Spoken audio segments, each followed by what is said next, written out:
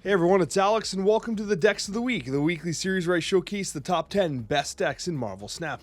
These decks have been determined using untapped-based statistics. We sort them by win rate and use the secondary characteristic of their cube rate to determine the ordering. With that being said, if you'd like to support my content, hitting the like button is the best thing that you can do. It's absolutely free, and it helps tremendously with the discovery of the video. That being said, let's get started with deck number 1, which is going to be Phoenix Force, but with a Loki variation. We tried to find some very interesting decks here, and we did that exactly with Phoenix Force. Now, Phoenix Force is one of those decks that I think the statistics kind of get boosted a little bit by very dedicated Phoenix Force players who really learn the ins and outs of the deck archetype itself. But a 55% win rate and a 0.36 cube rate is a pretty fascinating stat line for a deck that traditionally has been kind of the silent performer. What's most notable, however, is that Phoenix Force is often finding itself being implemented in a number of different shells. Traditionally, we had Phoenix Force in a Nimrod-based shell as kind of like this backup plan, and then now we have Loki. Not only just Loki, but you have card-generating effects, like you have the Snow Guard, you have the Agent Coulson. This is very much a Loki deck with the Phoenix Force splash in there.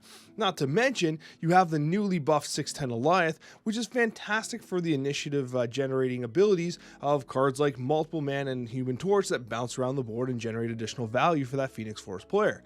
But at the end of the day, a very fascinating take on Phoenix Force, and I'm very interested in seeing how it performs ongoing. It's worth mentioning, however, that if you're relatively new to Phoenix Force, you're going to want to commit a relatively decent amount of time to this deck or any Phoenix Force deck before you really start to take the statistics seriously, because it is a little bit more of a challenging combo-based archetype, and you want to get those practice games in before you start getting a little stressed out about your win rate. So Phoenix Force coming in at number 10. At number 9, we've got ourselves a pretty fascinating deck because it's High Evo. We've not seen High Evo in a top 10 list in so damn long. It also helps that Phastos is in this deck, which is a weekend mission card. This is interesting because I actually just yesterday did a video about High Evo and whether or not I thought High Evo was performing kind of compared to some of the other top tier decks. And this is interesting, a 56% win rate and a 0.46 cube rate. This deck is one card off from the primary deck that I featured in the video yesterday, Phastos being the inclusion over what I was playing in Spider-Woman. Spider-Woman was a greedy choice to kind of activate the Abomination, especially when you consider the magic play. However, Phastos is actually a brilliant inclusion, and I kind of wish I thought of it. With Phastos, you're able to potentially get those discounted cards, which if you hit a discounted Hulk or discounted She-Hulk or Infinite, that allows you to skip turn 5. And if one of them is discounted, it allows you to essentially ensure that you can play the She-Hulk and Hulk or Infinite on turn 6 together without having to skip turn 7 into turn 7, I should say. So there's a lot of very fascinating synergies here. That -1 energy can go the distance with a deck like this, where you're constantly trying to float additional energy. So Phastos was a very good inclusion here, and Scorpion, White Widow, and others a very strong activator for Abomination. I often talk about Classic Destroy being like the barometer for the meta. This should be a very middling deck, but also it should be like a tier 1 deck, but at the bottom of tier 1 type thing, like a deck that you can definitely play, get to win Infinity Conquest with. And it's exactly that. We had some interesting variations last week with Lady Deathstrike and stuff like that when Junk was kind of, there's a lot of, it's still good. Lady Deathstrike I still think is a really good kind of inclusion in this type of deck. But right now this is the classic Deadpool, Null, Death, and they have new animations now. So if you're interested in checking those out, you can do exactly that. But at the end of the day, honestly, it's a good list, and there's nothing fancy here. I'm not going to continue talking about it because it's been a featured staple for the past several weeks, and it's still good at a 57% win rate.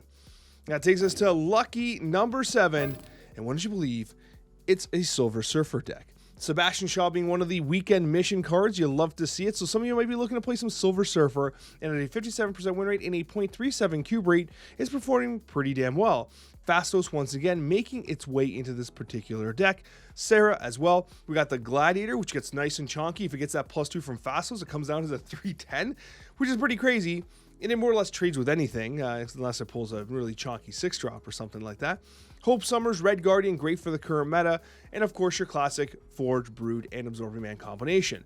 A very strong list, very straightforward for those of you that love playing Silver Surfer. I like seeing Hope Summers in these decks. Red Guardian is an absolute fantastic card. Silver Surfer's back, and here is one of the primary decks you can use to get those weekend missions done for Sebastian Shaw. That takes us to number 6, and would you believe that it's Hela? Hela's still performing exceptionally good. The play rate of this deck is well down from its peak.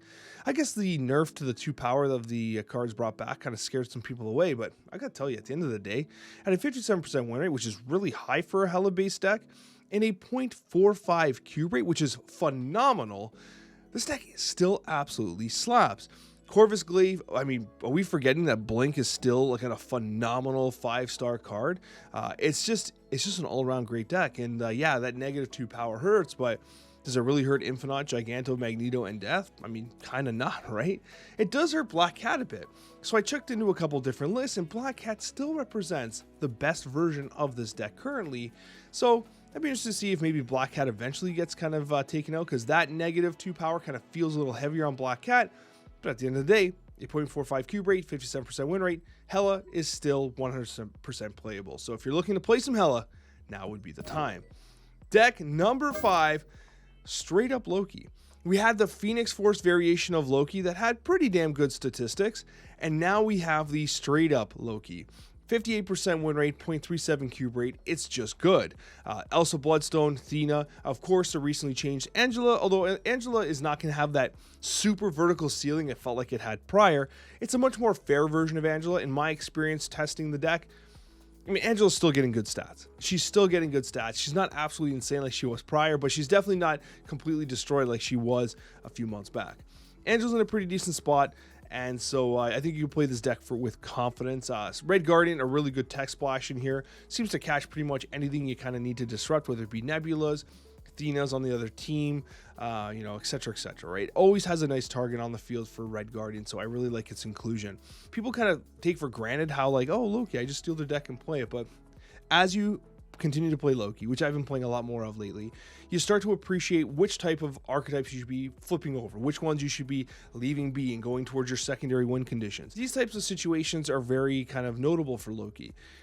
All different archetypes match differently into Loki. Some archetypes are more favorable to steal than others, right? So mostly mid-range decks really benefit kind of like Loki, because you take their stuff and you just play it so inexpensively. You fill that board out pretty fast. But at the end of the day, Loki's still a very good card in Marvel Snap, coming in at number 5 at a 58% win rate. And would it surprise you that Fastos making another top 10 deck, and this is Eternal Zoo at a 58% win rate and a 0.40 cube rate?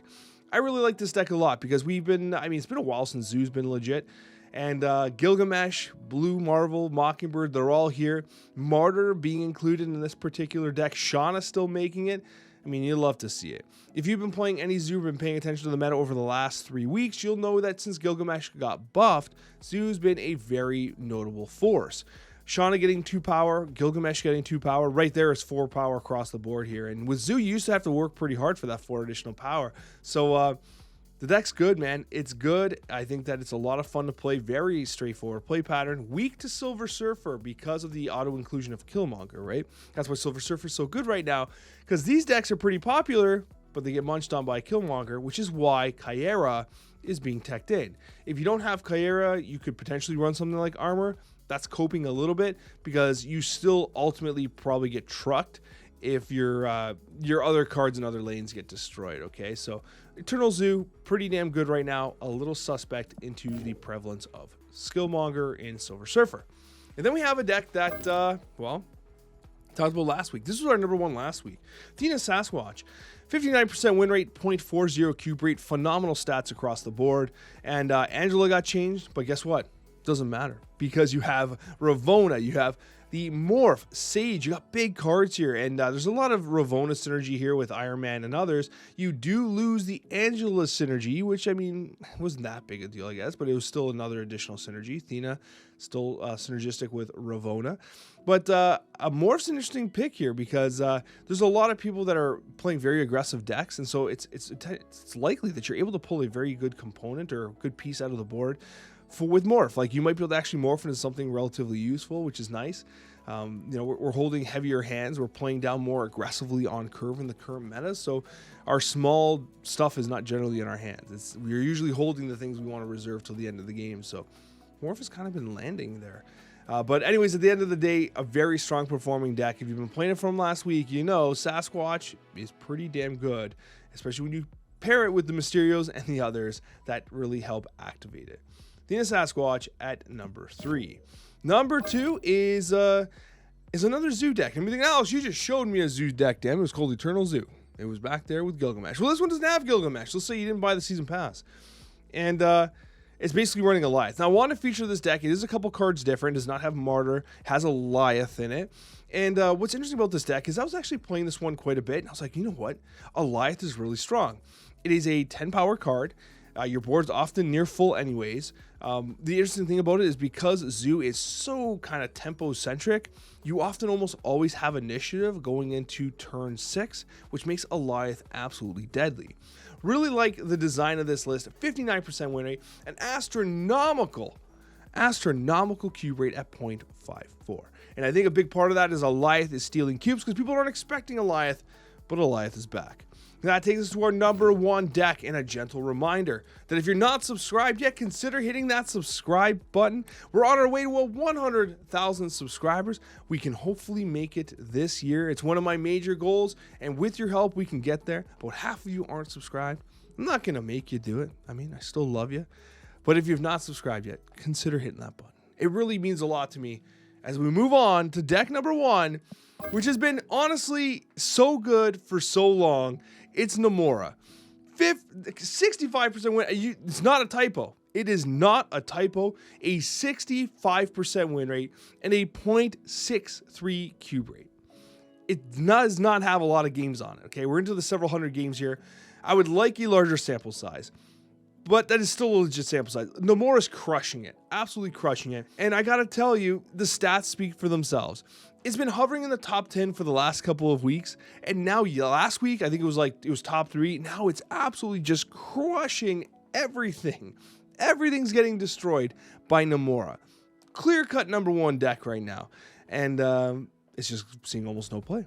Absolutely no play. So if you have Nomura, I challenge you to play some Nomura, because I gotta tell you, it doesn't get much better than this. Thank you so much for watching, guys. I really appreciate you, and we'll see you in that next Marvel Snap video.